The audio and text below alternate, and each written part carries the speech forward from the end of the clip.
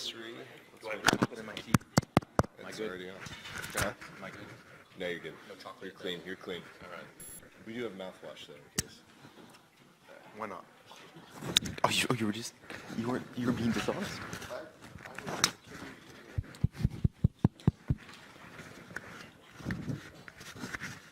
Doesn't this look weird?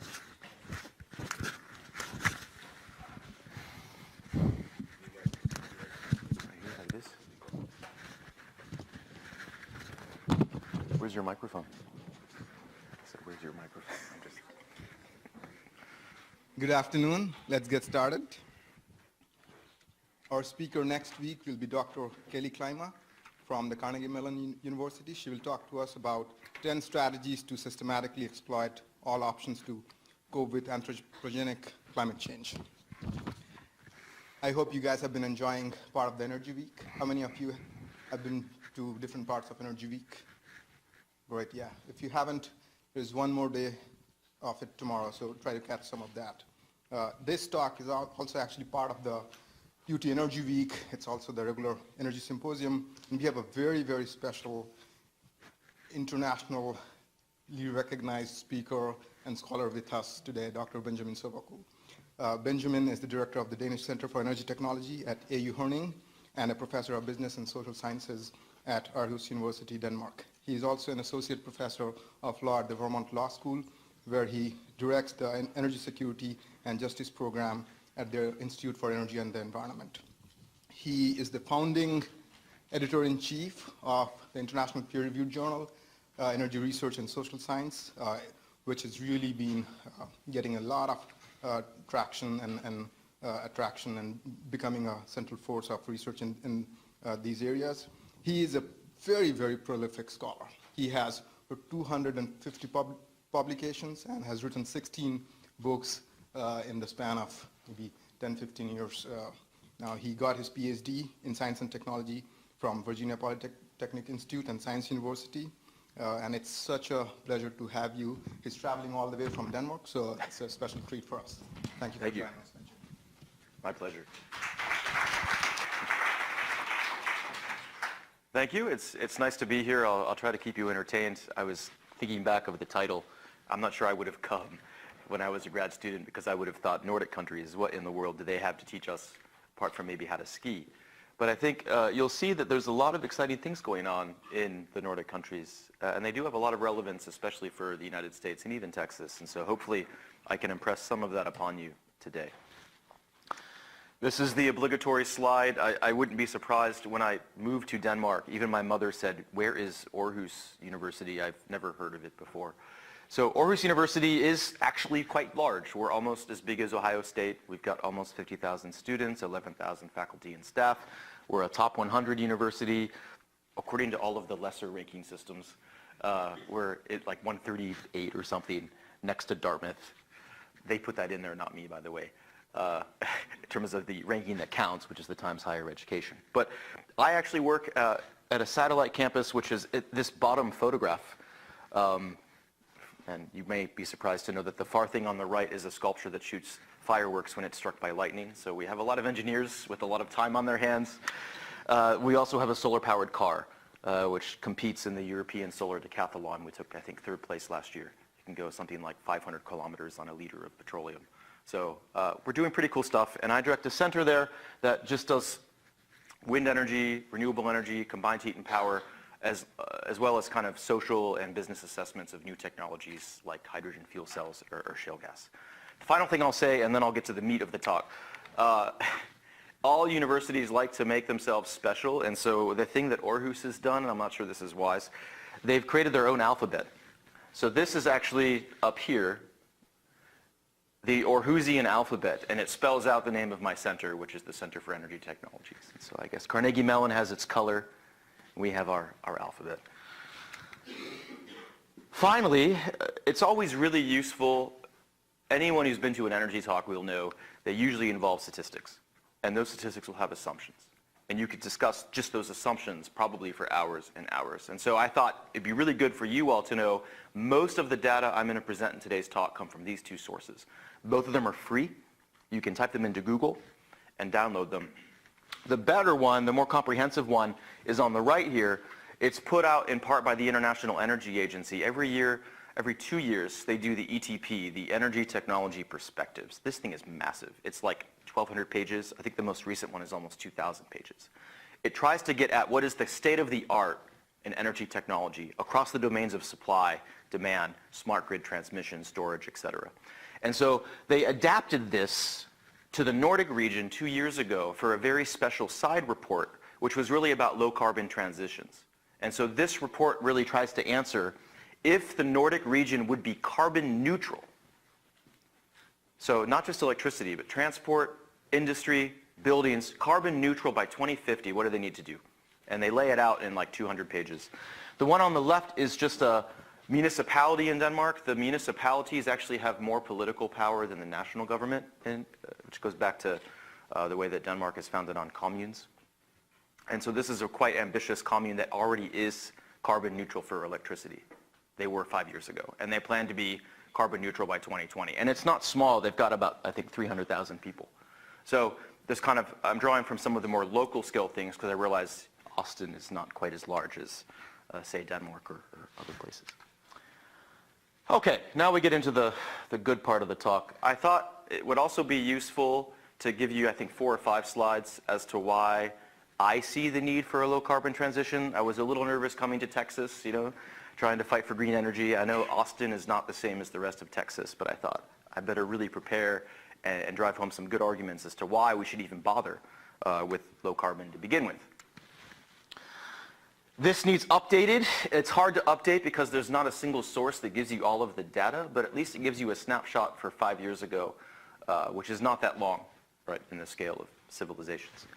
You can see, using different numbers and different metrics, our global energy system is incredibly dependent on fossil fuels. Even though we've been discussing the Kyoto Protocol for 2 decades, even though we've had windmills and solar panels around for dozens and dozens of years, you can see that if you look at global energy consumption in million tons of oil equivalent, which is the metric the IEA uses, it's oil, natural gas, and coal are king, right? They provide more than 3/4 of the world's final energy consumption. You can see for electricity, coal rises a bit. We consume about 21,000 terawatt hours. It's gone up a little bit recently. And again, coal and natural gas account for roughly 2/3. And then for transportation, this is from the BP's annual review, that's 88 million barrels per day are consumed. 88 million barrels every day, which is a mind-boggling number. Yet, for our transportation needs, 96% needs petroleum. So it is a monoculture. If people talk about diversification problems for electricity, and coal only has a 40% share, you can imagine what's at stake in transportation. And transportation is the second largest energy using sector after electricity in the world. So what's wrong with this? Well, the first thing, quite simply, is we don't have a lot of these depletable resources left. And what's nice about this graph is we've updated it to account for shale gas and the unconventional natural gas resources like tight gas, methane, coal bed methane, hydraulic fracturing, et cetera. And what you can see is we've converted everything into billion barrels of oil equivalent. So if it's cubic feet of gas or tons of coal or separative work units of uranium, you can actually assess resources, convert them all so you can kind of look at them in a common metric. And you can see the United States is quite legitimately the world's energy superpower. In terms of most of the proven reserves, we have, 1.3 million billion barrels of oil equivalent. We're sitting on a gold mine. And you can see most of it is coal.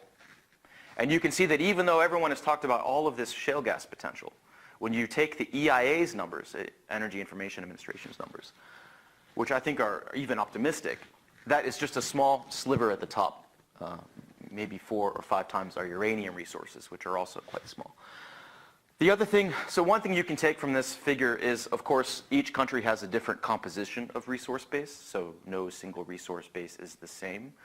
But the other thing is, if you take all of these countries on the list, they have more than 90% of the world's conventional energy resources. So that's really, really good if you're one of these countries. So we can say, hurrah, because we're in the US, and if we're Russian or Chinese, that's also good. But what about the other 160 countries in the world that don't have these resources, right? That's a very dangerous political or geopolitical dependency. And there are huge energy costs, energy penalties, with moving the resources from these places elsewhere. And if you live in the Ukraine, right, and face the impacts of a Russian gas weapon, for instance, then the dependency becomes even more problematic. That's just one issue. The other one is the rate at which we're depleting these known resources means they will be exhausted relatively soon. Now, there are a whole lot of problems with presenting a table like this. I mean, why do I do it? But it's still a good snapshot. This is reserve to production ratio. So I think we took in 2012 global production, we took known reserves, and we did simple division. So many things can throw off these projections. Improvements in technology, decreases in consumption, price, et cetera. But still, if you just take business as usual, right, which is at least a proxy for what the future might look like, you can see at a 0% growth rate, we will run out of coal in about a century and a half, uranium in about 120 years, gas and petroleum 60 to 40 years. But of course, no one really thinks we're going to have zero growth rate, right? That won't happen. If you take 1.6%, which is what the UN is projecting to be our population growth rate, and which the World Bank is projecting is roughly the global expected rate of economic development for the next 30 years, those numbers change dramatically. And if they're off, and the Asian tigers reemerge, and China grows more quickly than expected, or India starts to take off, which will become the most populous country, by the way, in the next 5 or 6 years, then we could see a growth rate of 2.5%. And now, it's not just these fuels could become depleted in your lifetime, they could become depleted in my lifetime. Right? And so, apart from the geopolitical implications, there's this simple, we're blowing through billions of years of accumulated fossil energy in a blip in a matter of 200 or 300 years. Mankind's endopic dowry will be blown, right, like we're at a casino, basically. And then finally, oh yeah, there are no children in the room, right? Apart from that, we have the environmental impacts of using energy the way that we do. This is not a real cartoon for those. Yeah. This is what would happen if Santa Claus went through a wind farm. But it's there to remind you that all energy systems have environmental impact. Even wind energy, avian mortality, land use impacts. Solar energy has its issues throughout the life cycle. Nuclear power has waste, uranium mills and mines, etc. So there's no such thing as environmentally benign energy. Right? So the more energy we use will always exact some type of energy, environmental, social, political cost. So there's also an environmental or a social ethical reason that we start to use less energy and that we change the way in which we currently convert it.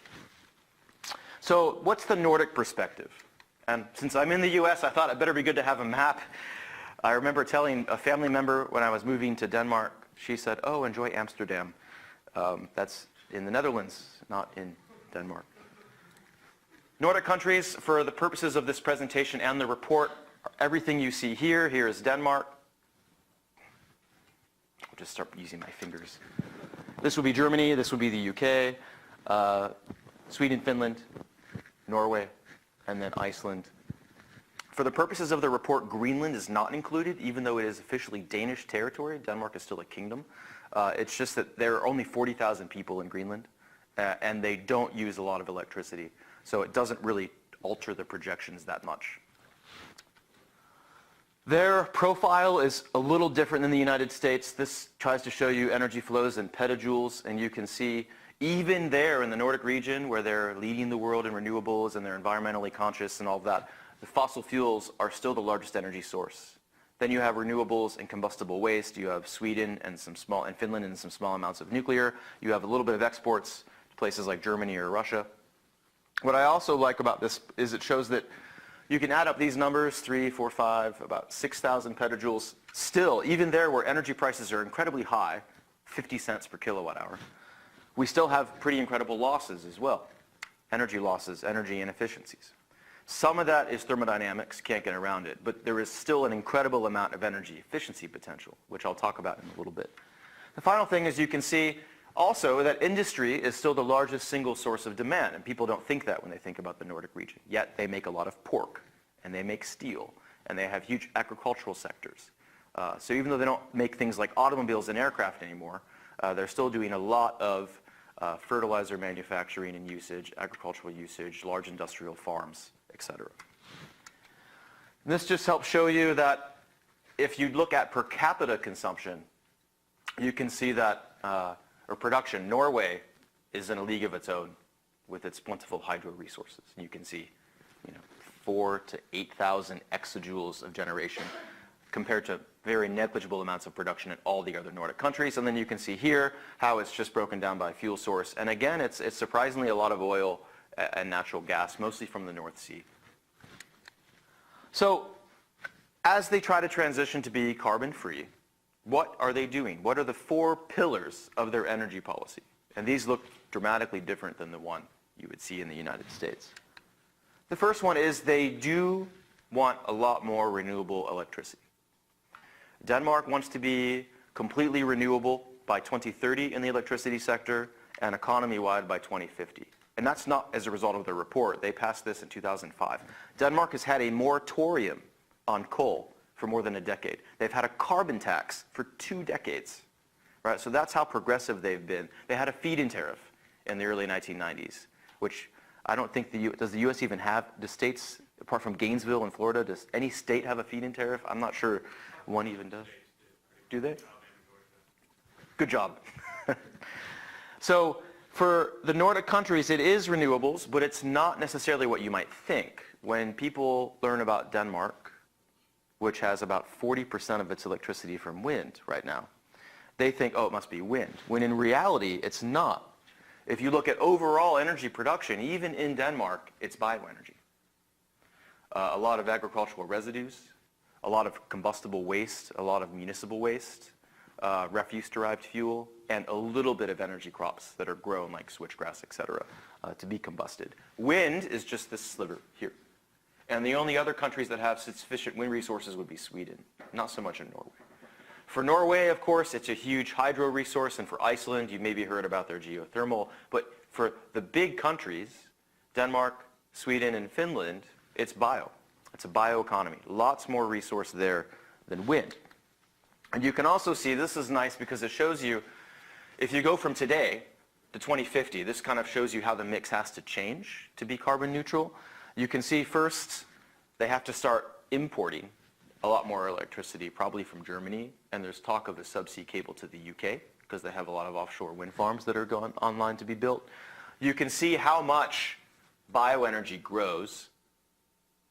You can see how much other renewables grow. So wind energy would be here within this light green color.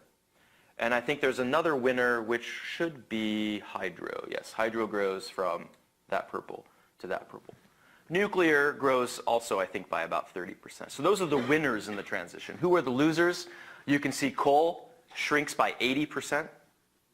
You can see that oil shrinks by about 65%, if my memory is correct. And you can also see that natural gas shrinks by about 60%. So it's the 3 fossil fuels who are kind of kicked out during the transition. And you can also see what's interesting, this is from Sonderborg, the municipality, there's a lot of talk now not just about energy supply, so energy supply security, but energy services security. Because we don't drink liters of oil, right, or use kilowatt hours directly. We want cold beer and entertainment and mobility and the things those things provide. And so there's a lot more talk about integrating energy services, which is why Denmark has a lot of combined heat and power facilities where they provide electricity and heat at the same time, and steam.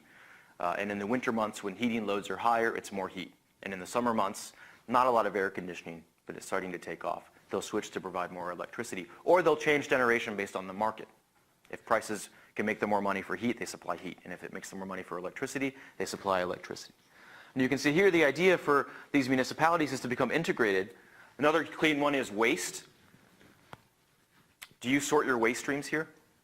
Do you put organic waste in with paper waste, in with plastic waste, if you're not recycling, right? That's bad, because, for instance, organic waste can go to create biogas, anaerobic digestion. Your paper waste can go to an incinerator that generates electricity, and your plastic waste can probably go get properly recycled. And when you mix waste streams like that, you make it complicated to do any one of those 3 things, right? So there's a lot more talk about integrating systems together so that we can provide heat, steam, pressure, electricity, other types of services in one go.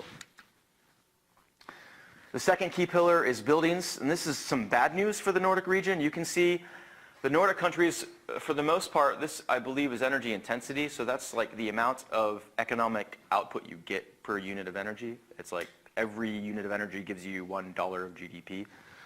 And you can see the Nordic countries were doing quite well, this damn pointer, up until about 2 years ago.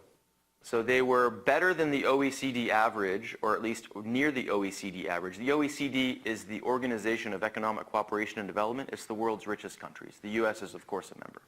It's mostly European countries, although I think Japan and Korea and Turkey are also involved. So it's kind of the big economic countries and sectors.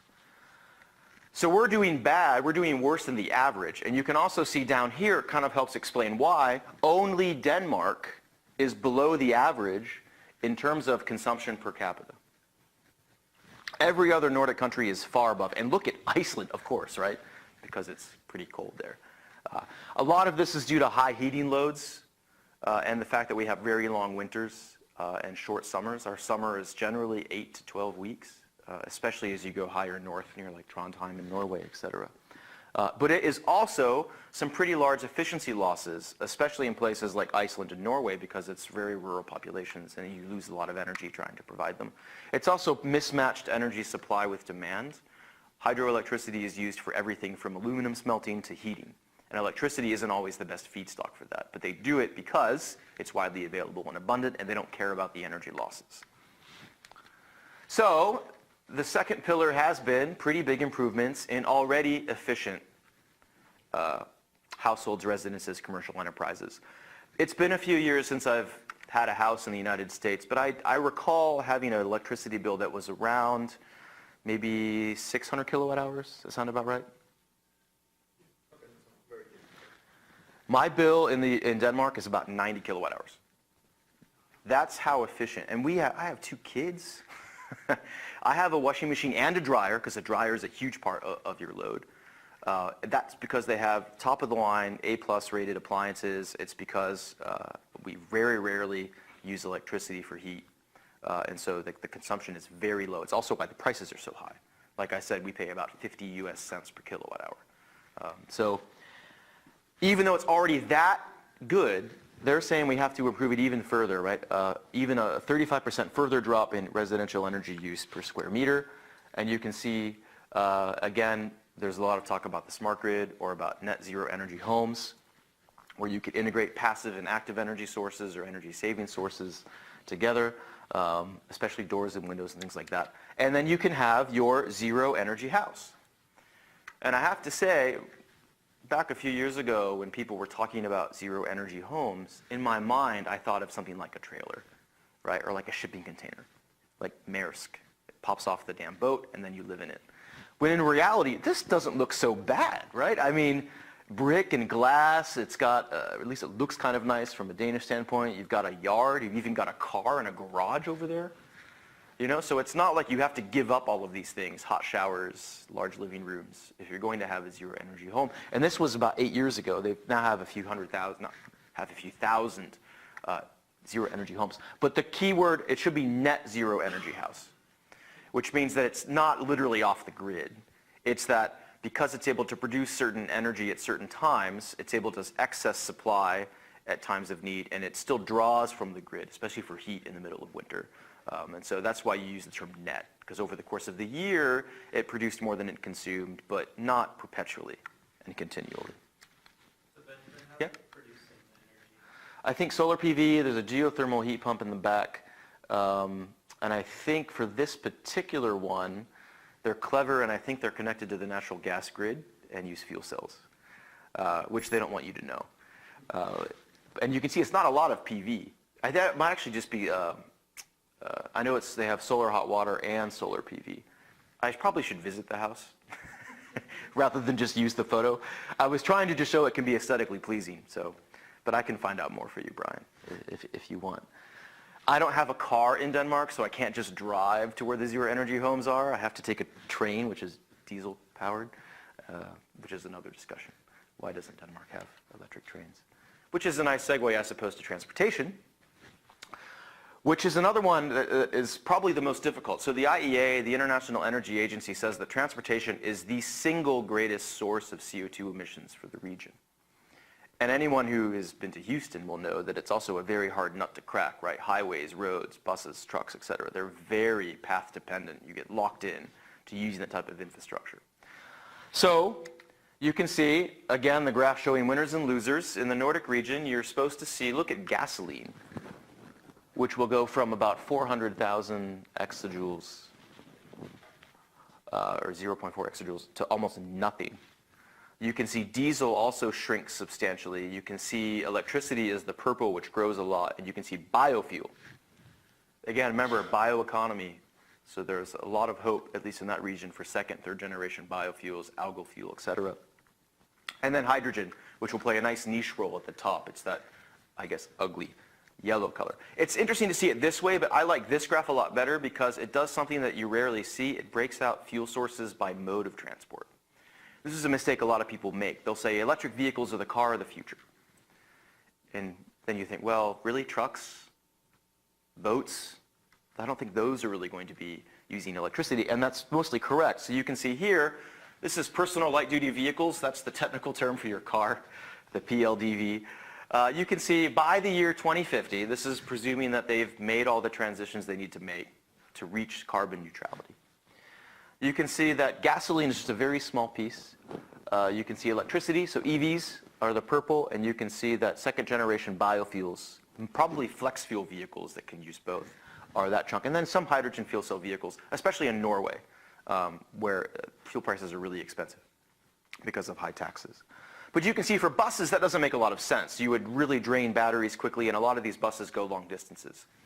And they're intercity buses as well. So for buses, it would be biofuel and liquid fuel. And you see the same thing, of course, with air, which is jet fuel and biofuel. No electricity will substitute in air. And that makes sense, right? Because if your batteries fail, the plane falls out of the sky. And you need the density of a liquid fuel, especially for these 16-hour flights from New York to Singapore. But for sea, which is a huge energy user, right? Something like 5 or 7% of global emissions of CO2 come from marine transport and freight. For sea, you can see it's also liquid fuels mostly. And that makes sense because they've invested in these huge diesel engines, which are really big, take a lot of money. And so you want a fuel that can go into the same engine without having to retrofit it or replace it to a significant degree. Hence, biofuels that act pretty much the same as your traditional fuel. And then for rail, you can see it's almost entirely electrified. And so what I like is there's a niche role for almost every different source. And even by the year 2050, we still have some gasoline and diesel, and we still have jet fuel. So it's not like we're oil free. So it's just that these other fuels have come to dominate more of the market. And this blows me away. I've actually seen the appendices that make the arguments for this, and it is accurate in terms of if they're going to make it.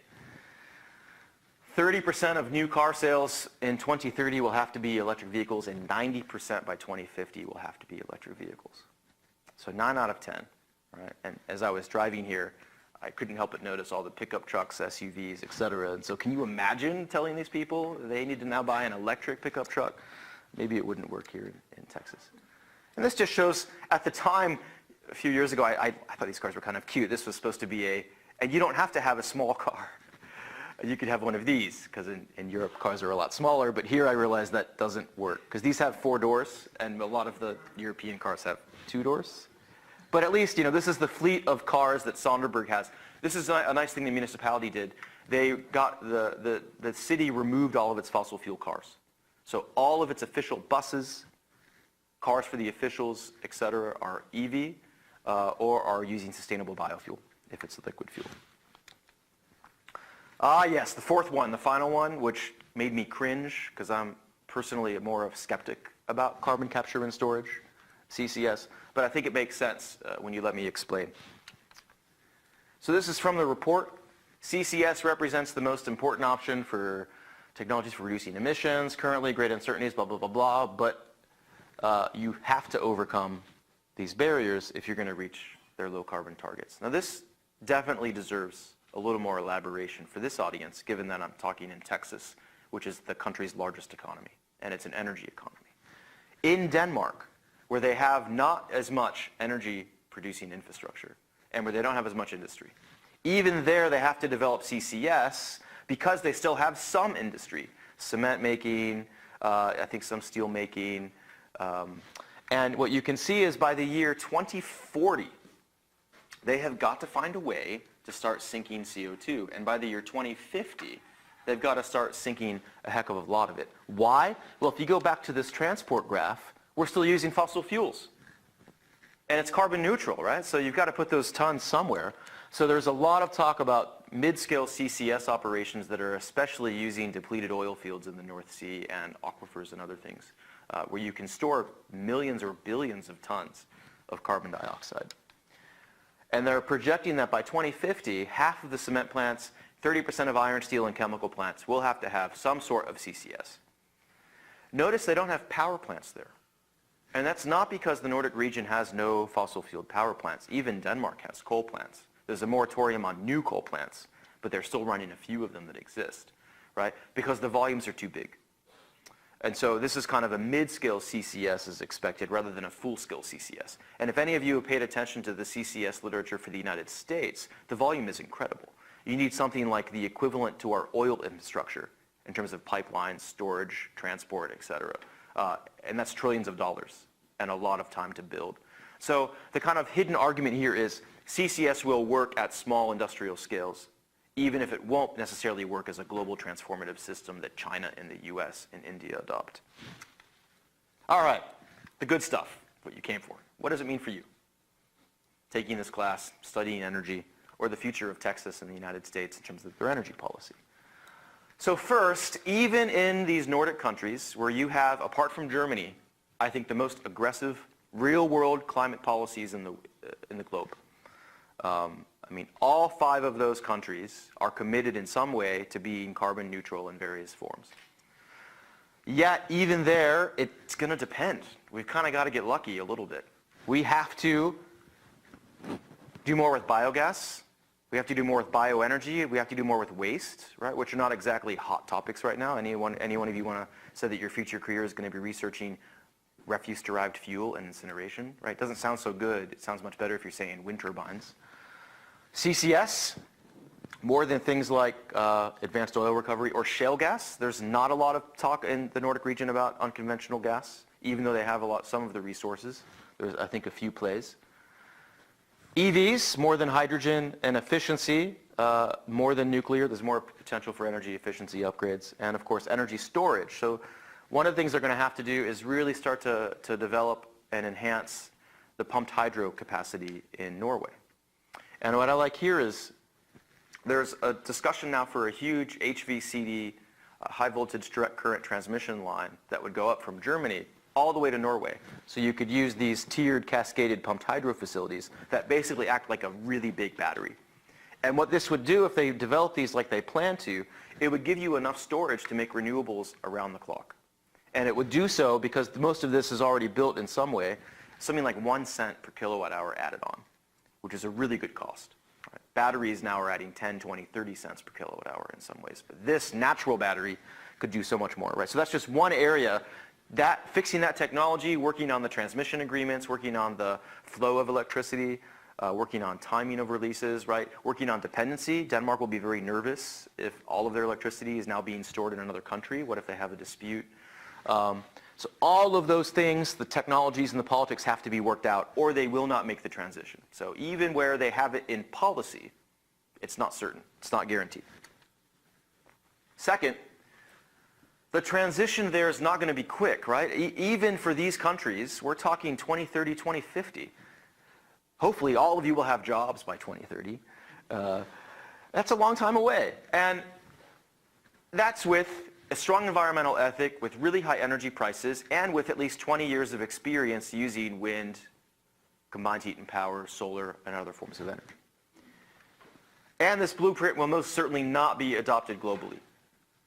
I don't see China or India replicating a lot of these things anytime soon, nor many states of the United States, like Alabama, for instance, or Louisiana. And here's the worst part. It only gets us part where we need to go for a true energy transition. Now, what do I mean by that? This is from a recent article in Climate Change Economics from last year, put out by IASA, which is the International Institute for Applied Systems Analysis, basically a bunch of really smart modelers. And they looked at where we need to go with these different reference cases. These are temperature changes and probabilities. And so obviously we don't want the do nothing, which is the gray, because that gets us to a 6-degree change by the end of this century. That's quite high. We want these two. We want a 1 to 3 degree or a 1 to 2.4 degree temperature change. That's kind of the best we're going to get now. This talk of a less than a degree change is kind of gone. If you're looking at the recent IPCC, Intergovernmental Panel on Climate Change reports, which means, here's the rub. We have got to see global emissions peak in 2020. We have to see incredibly steep emissions reductions happen for the next 20 years. And here is where the Nordic countries get us, if we all adopted their policies and drop things. Carbon neutrality. But that's not the final phase. The final phase is CO2 removal.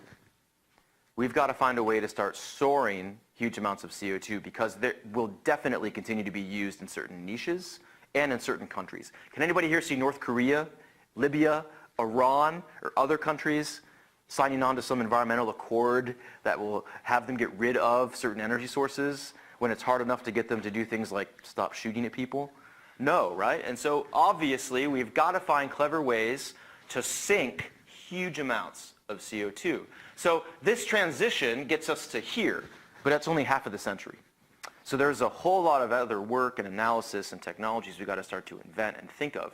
And if we don't do these things, then we have this old geoengineering option, which has been proposed, which is just, let's just build ourselves a new climate, which is probably the worst of all. The third thing, maybe the most important conclusion, a low carbon transition is systematic. In Denmark, it's multi-sectors, right? Electricity, transport, buildings, CCS. It's multiple scales. It's happening with municipalities, with households, with businesses, national policies. And it's multiple phases, right? They're going through different tiers of a progression towards carbon neutrality and then sinking CO2. What that means is, if you're going to replicate that transition, it has to also be across different sectors and spheres. It's social, it's cultural, it's economic, political, and technical. And people in the transitions literature call this the seamless web, right? So imagine a spider web, which you can't see. It's seamless, and it tangles everything in it. That's the transition. And what that means is, if you're going to change the transition, if you're going to escape lock-in, path dependency, or what other terms people give, one I heard was technological somnambulism, sleepwalking, as if you're sleepwalking through the system because it exerts control over you. If you're going to do that, you've got to start to break the lock-in, which means one policy in one dimension doesn't do it. A carbon tax alone doesn't do it. A feed-in tariff alone doesn't do it. You have to have concerted, holistic change, which is very difficult. And you can see in the socio-technical transitions literature, has anybody ever heard of this multi-level perspective before? All right, we have another hand in the back. That's good. For those of us in the scholarly community, it's quite highly cited, which means that people who study innovation and transition management seem to give it a lot of credence. They say true transitions happen when you have niches that are able to break into regimes. And over time, the regimes can change the landscape. But what they find is that in most cases, 9 times out of 10, if you had to guess, the niches fail. And so it's kind of like successful transitions are part luck. You can plan as much as you can, but at a certain point, you never know if your niche will rise up into a regime. And to give you an example, this right now would be maybe electric vehicles or maybe building integrated solar PV. These regimes would be things like the wind energy industry competing with the nuclear energy industry over low carbon pathways right now. And the landscape would be oil, coal, and gas. So that's the kind of way that you could apply it, at least to the global energy system. So transitions are very complex. They're happening at multiple levels, and they're happening with high risks of failure. But that doesn't mean they're not impossible. You can see here, this is from Daniel Kamen, using solar energy Brian may have seen this in environmental science and technology from a few years ago. This is looking at the DOE Sunshot program, Daniel Kamen. And it's looking at what they project will be the Californian or Pacific Northwest market from 2020 to 2050 if PV makes the advances they expect it to make. And look how beautiful, for someone who likes renewables, look how beautiful that is. I mean, it's solar, wind, hydro, and gas. And I can live with gas, I suppose, if it's doing those things. Look at coal, it's gone by 2030. Nuclear is your base, geothermal phases up, while a little bit of gas phases down, right? That is a low carbon mix. And California is on path to reach that, and they're also on path to reach their RPS, Renewable Portfolio Standard. How did they do it? They promoted a ton of technologies. They didn't just say solar or wind. They implemented accurate price signals, they have time of use rates, they have unbundled electricity bills, they have a transparent permitting process, they have an aggressive tax rebate scheme, a renewable portfolio standard, a lot of stakeholders involved, and a ton of investments in energy efficiency. So again, cross-sectoral, cross-technological. Okay, so California, which is the world's 13th largest economy, can do it. Texas could too. And so could a lot of other countries. So it can be possible, but it has to be concerted. And this is, I think, one of my final slides. This is from a really long report I'm sure you've never read. It's from what doesn't exist anymore. U.S. Department of Energy had a climate change technology program run by a guy called Bob Marley, actually. I remember that part. No relation. And it produced this really good report that looked at the 2,150 technologies the United States had to combat climate change. This is back in like 2004, 2005. That's a lot of technologies spread all across electricity supply, buildings, transportation, storage, even climate change adaptation, I think they talked about. And what you can see, however, is looking at all of those thousands of technologies, they all had the same barriers. Whether it was better pollution controls for coal, or CCS, or electric vehicle adoption, or advanced nuclear reactors, small modular reactors, right? Or at the time, combined cycle natural gas plants, which were not universally adopted. Whatever it is, you can see it all faces external costs, high costs, technical risks, market risks, lack of knowledge, and a bunch of them have multiple barriers as well. Competing priorities, state-to-state uncertainty, uncertainties about risk and future policies, et cetera. So there's a commonality of barriers independent of technology. And what that suggests to me is that means there's also a common formula at breaking out of them. And so it's not as bad as it seems. If everything's a seamless web, if you figure out how to fix the web, you fix it all at once. And so you don't always have to be pessimistic when you think about the future transition. And with that, I wanted to leave you with something a little more uplifting. Even if we're wrong in the end of the world, at the end of the day in 2050 about climate change and other risks, right? All of the co-benefits to doing low carbon stuff matter, right? So even if, let's say climate change is only half as bad as we thought, well then we still get better jobs. We still get better health. We still get healthier children, cleaner water, cleaner air, reduced dependence, enhanced ecosystems, et cetera. So, imagine if we, created a better world for nothing and it turned out to be a hoax. Well, these are all things we can do. A low carbon transition gets you, even if climate change isn't the only thing that matters. And with that, I thought I would end for questions. Thank you.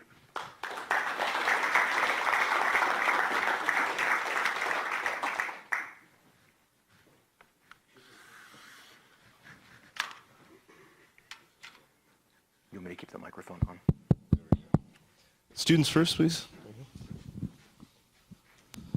Thank you very much. First of all, it was interesting to note that you have business and social sciences next to each other, which you don't usually see very often.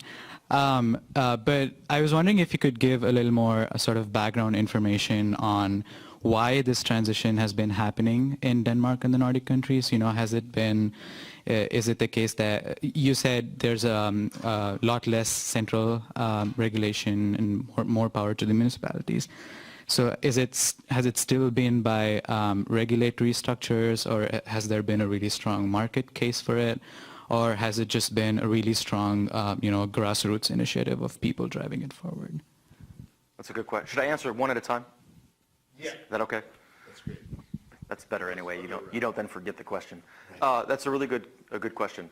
And I can only speak about Denmark. I've made the mistake once of grouping all Scandinavians together, and then the Swedes and the Finns get really upset, just like you would be upset if someone grouped Texans along with, Californians or Ohioans or something. So in Denmark specifically, it's both top-down and bottom-up at the same time, but the real catalyst was the oil shock, 1973. Denmark was dependent on more than 95% of their economy, so electricity plus transport, on overseas oil. And so it really hit them hard. And there was a national push to create independence. At the same time, local people started to push for self-sufficiency. And there was a desire for jobs, and there was a desire for technological innovation. So those are kind of the four prongs, the four drivers that pushed Denmark on this, what they call the windmill adventure. And what's interesting is not only was this transition explicitly in favor of something, it was also explicitly anti-nuclear. Because Sweden was doing a nuclear power plant at that time, there was a huge debate about whether Denmark should follow that path as well, and they didn't. And this is before Chernobyl or 3 Mile Island. So this had nothing to do with accidents, or at least big major accidents. This was more about scale. And this is where the municipal level planning gets in. Because the municipalities were in charge of energy permitting and kind of distribution of energy at the time, it didn't make sense to build one power plant in Copenhagen. That was politically unacceptable, even though it was technically possible to build a 1 gigawatt reactor. Right? So that meant the scale, the politics dictated the scale had to be about 50 megawatts. And at that point, you can do a lot. And that's a big municipality. Many were 20, 25. Right? And so you had this kind of rush to experiment with local sources of energy, hydro and solar, yes, but it was mostly wind and within bioenergy, straw. There was actually a straw research initiative for 10 years that ran in Denmark about how to best combust straw and co-fire it with natural gas for some of their heating systems. So that's kind of, a long-winded answer to your question. Yes, sir. Howdy. My name is Kevin Morrow. I'm a master's student at LBJ.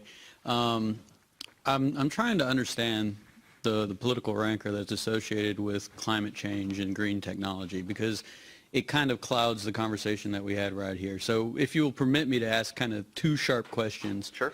I'm not a climate change denier by any means, but it's kind of interesting, the slide that you showed, that even after we implement a carbon zero or carbon removal, we only affect the temperature by about 0.5 degrees Celsius. So my question is, what's the cost of implementing this plan? And wouldn't it be just simply better to focus on the current inefficiencies and try to reduce them, such as your building codes that are producing far superior houses? So that's my first question. The second question is if electricity is so expensive in your area, why are you pushing all your cars to the electrical grid? Wouldn't it be more expensive than, I don't know how much a gallon of gas costs in your, or a liter? Yeah, that's a good question. So I'll take the second one first. So gasoline is expensive. It's maybe $15 a gallon, about, if you translate it. It's done in liters, and it's crowns per liter, so the conversion takes a little bit. But the short answer there is, it's not just that electricity would be cheaper, because look, that can change. Prices can go up and down. And of course, if everyone starts to shift to EVs, the price of oil would go down in Denmark, right? So these things would cause some behavioral change. It's also the fact that EV penetration, especially vehicle-to-grid penetration, would cut electricity prices. And that's because in that sort of a situation, a lot of these vehicles, if you recharge at night, that's precisely the time it's windiest. And that's precisely the time, usually the Danish grid is dumping electricity to Norway at very low cost. So if they could instead keep that within the market, you would do a number of things that help those companies and the electricity companies, suppliers. And the other thing you could do is, if you do start to get this vehicle-to-grid stuff working, there's a market for ancillary services. And these can be quite big. I've not seen the numbers for Denmark, but I know that for PJM, which is in the northeast of the US, this guy called Willett Kempton at Delaware has estimated something like $3,000 to $7,000 a year in cash for you as an early adopter if you let the electricity company use your vehicle at night to funnel electricity back from your battery in different ways. And this is probably a discussion for another time, but you can simultaneously charge and sell power at the same time. So you don't wake up in the morning and have a battery that's empty. It still reached full charge. It's just because you need small jolts of electricity at certain times for things like reactive power or other types of ancillary services which have a value that isn't usually captured. So the short is, right now you could go electric and be cheaper, but even if it did change, there are all these other benefits down the road, they hope, from this electrification. For the other question about cost, that's incredibly hard because, first, the price of electricity, even in Denmark, doesn't match its true cost. Even though they have a carbon tax, they tax nitrogen oxide, sulfur dioxide, right? There are still all sorts of other externalities that aren't priced. And I've seen really good studies that try to quantify this as best as they can, and they would suggest that today, cut subsidies entirely, just price coal, oil, gas, uranium, even wind and solar at what they really cost us. Mercury and acid rain from coal, accidents, pipeline disruptions from natural gas, accidents, uranium storage, uranium mines, nuclear waste storage for nuclear power, blah, blah, blah, blah. The cheapest sources of energy are already renewable. Even though they're like 30 cents now, it's that coal is 50 and gas is 45 and nuclear is maybe 40. So, and we're still paying for these things in terms of insurance, in terms of hospital admissions, et cetera. We're just not paying them on our electricity bill. And so the first kind of answer is, well, it depends on how, if you're talking cost the market sets right now, that's a false cost. But let's even take that false cost. One of the nice things about renewables is because they have no fuel cost, most of them, their technology curves are expected to continue to improve. Whereas I've seen some good projections about fossil fuels where it will increase even with this current dip in oil prices. And with some technologies like nuclear, you have what's called negative learning risks, where the next generation of reactors costs more. This is what happened in the French nuclear program for pressurized water reactors, and it happened in the US in the 60s for light water reactors. And then the final thing about cost is, have you seen these McKinsey cost curves? Okay, I should have had one. No, what it does is it shows you a social array of like 30 options for fighting climate change, and it orders them from cheapest to most expensive. And the idea is the ones that are below this line make you money, and the ones that are above the line cost you money, but it's zero cost at the end if you do them as a package. So it's like to look at it technology to technology and to say, well, hydrogen's going to cost money and nuclear is going to cost money, but wind's going to save money. Let's just do wind. Misses McKinsey's point, which is we need to do it all as a single package so the cost-saving ones fund the ones that are more expensive. So in that regard, your question about cost, and by the way, it's about 2 to 3 trillion a year, I think, is the number, if you believe the IEA, for their clean tech scenario, because they have these different scenarios. It looks like we're paying, but you could pay for that by other improvements, so it's not really a net cost if you do it cleverly. I think that's the longest answer I've ever given, so I apologize. Hi. Hi, I'm Flavia De La Fuente. I'm at the business school. So 2 things. The first one is more of a take heart. Austin is not the only place making forward steps in Texas. Texas actually blew past its RPS years ago with wind, getting there with solar, and San Antonio decided to close a coal plant a couple years ago and build a whole bunch of solar, and Austin is actually following San Antonio, if you believe that. But my question is actually about the role utilities play. I note that you have a social science background, and I feel like, based on the things that I've seen and the companies that I've spoken to, that the utility business model is, at least in the United States, the real challenge that needs to be overcome in the long term. And they're rethinking how they deliver service and how they make a profit while integrating all of these new technologies that distribute power producing.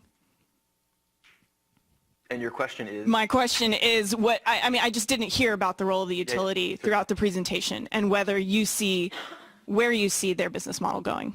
It's unfortunately complicated a bit in Denmark because our big energy provider is called DONG, which stands for Danish Oil and Natural Gas. If anyone watches The Daily Show, there was a huge row about how we have DONG Energy providing us with stuff. And it's state-owned. So it's like, it's this kind of quasi-monopoly structure, but it also has been restructured so that DONG only supplies, and we also have, like, I think in Texas, transmission, distribution, et cetera. So there's like all these different companies doing different things. I think most of them are simply responding to the state policies.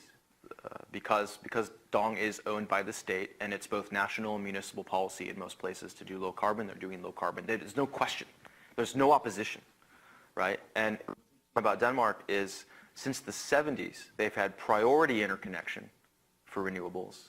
If they're going to ever not connect someone, they have to provide written justification. And my colleagues who study utilities say that's never happened. A utility has never not connected someone, like a solar panel or a small wind farm, et cetera. And the utility pays the cost. So there's none of this, like when I was in Virginia many years ago, I would have had to have gotten, a $10,000 security deposit. I would have had to have funded a study that would show my solar system wouldn't hurt the utility grid, and I had to indemnify against future accidents, et cetera, and it would have taken 6 months and all of that. There's none of that in Denmark. So I think that the utilities there are in Denmark are a lot more progressive. And each of the Nordic countries has their own political economy. Statoil, you may have heard about, runs Norway, et cetera. But they're all pretty progressive. Like, no one there doubts climate change. No one there is anti-renewables, so to speak. I've never heard them question those things behind closed doors. If you go further south, well, Vattenfall might be an exception. If you go further south to like Germany, there's a fierce debate now over the future of their energy transition, and the utilities there become a lot more hostile. And that's because in Denmark, Dong Energy still maintains the benefit of Denmark doing the the Danish state's wishes are that it keeps its role. It has a guaranteed role in the energy transition because it's the arm of the state. In Germany, that's not the case. These utilities are competitive, they're fighting, and they're losing, right? Germany has, I should have checked, but they've 30 gigawatts of solar now. Does that sound about right? And 90% of it's residential. The utilities have no control over, and they're losing. As people do these zero energy homes, they have this really weird thing where it's new customers, new infrastructure, new interconnections, yet no revenue.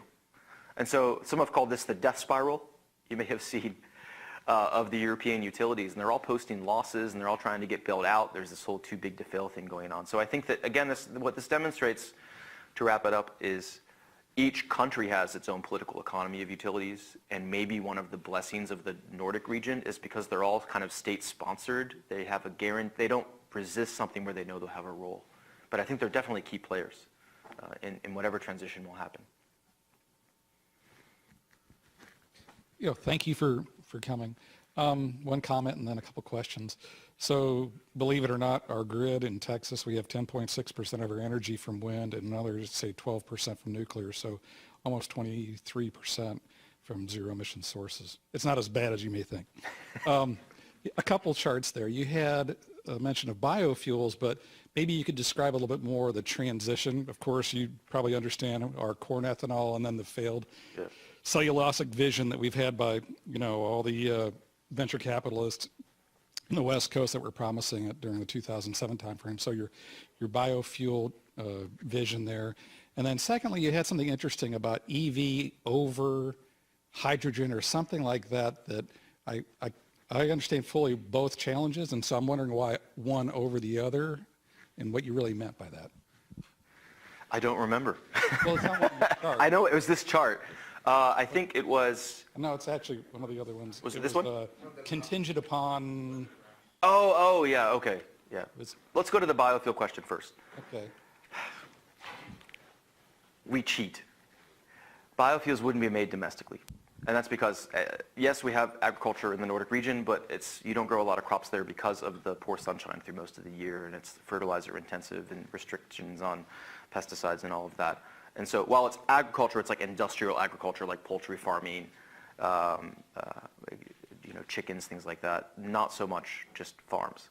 So it would never be corn-based ethanol. What they would probably do is palm oil imported from Indonesia and Malaysia, and probably sugarcane ethanol imported from Brazil. And this is all tied up with the CDM, the Clean Development Mechanism, under the Kyoto Protocol. Very little of it will be grown within the Nordic region. Some would, and without a doubt, remember, they conflate bioenergy together, so I think some of these biofuels might actually be LPG from biogas, right? And so you have it's not always so simple, but I think that at least it would never be the corn debacle because they're not growing corn, but it's a lot of imports and then offsets to account for those imports. For the Yeah, I know what you mean. You're talking about the second part, the hydrogen part, which was here, the first one. Yeah. This was made for Danish. I teach a class. And this is because, poor Denmark, they really fought for the hydrogen economy to the point where they have invested more per capita than any country in the world. They are the world leader by more than 4 times what the U.S. has invested. And they only have 4 million people. The U.S. is the #1 for total amount, if you're looking at IEA, RD&D subsidies over the last 15 years. And so there was this rush, this great promise of hydrogen. And most of the research we do is still hydrogen because that's where the grant money is. Fuel cells, electrolysis, storage, hydrogen cars, et cetera. So a lot of Danes, I'd say 1/4 of people in my classes are all involved in the hydrogen economy, and it's the future. Nothing else matters. It's the silver, it's the silver bullet to all of our problems. So that's why I said here, well, maybe, I think if you add up all of these wedges, it was this one. It's electricity more than hydrogen at the top. That's all that it was meant.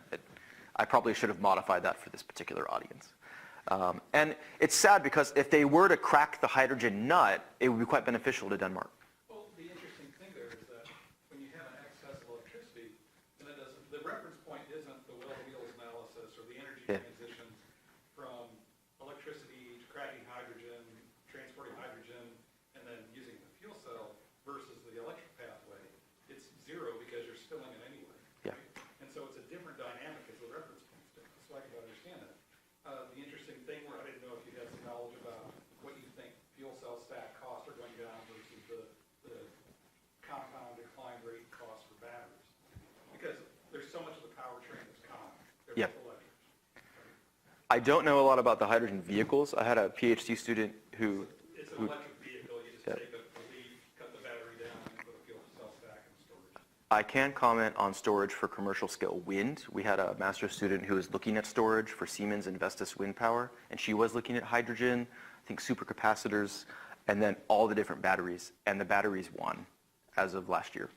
Like hydrogen didn't even compete, especially with what was on the market. GE has this thing called Durathon, which is they're trying to sell, maybe it's in use in Texas since you have so much wind. It's being sold already as a commercial scale storage device for wind to make it 24. So you can have 24 hours of storage. It's expensive. It's 3 to 4 cents per kilowatt hour minimum, I think. Maybe it's even higher. Maybe that's what it would have been in Denmark because it wouldn't have been taxed the way that. But I know that for that report, and Siemens seemed to think it was good when she presented it to them. We have a lot of students who actually are at companies and they're doing a sponsored master's degree. So from what I know about that, it's batteries are beating hydrogen for now. But that could change. Let's thank our speaker.